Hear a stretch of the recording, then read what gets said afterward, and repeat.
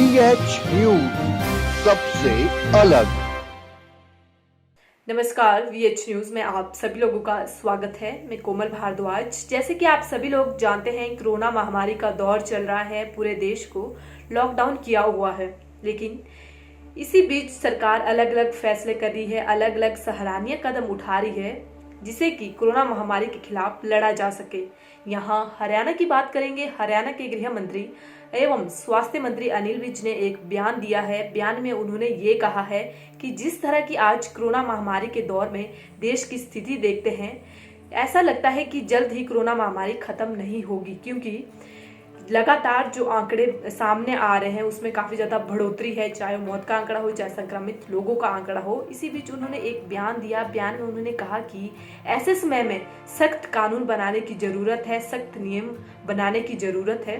तो अनिल विज द्वारा कहे गए कानून बनाने को लेकर, सख्त नियम बनाने को लेकर, क्या ये नियम रहेंगे, क्या उन्होंने कानून के तहत उदाहरण दिए हैं, तो चलिए एक हमारी खास रिपोर्ट आपको दिखाते हैं, जिसमें सब कुछ स्पष्ट हो जाएगा।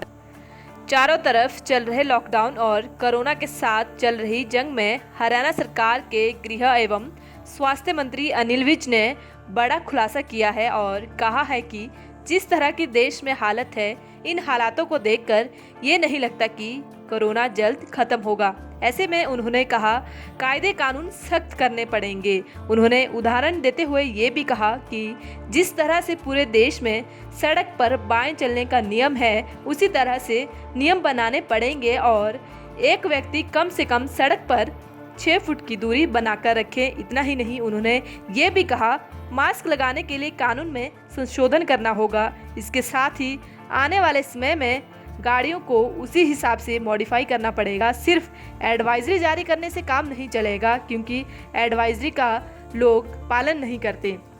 इसके साथ ही विज ने यह भी कहा कि सभी गतिविधियां जरूरी होती जा रही है।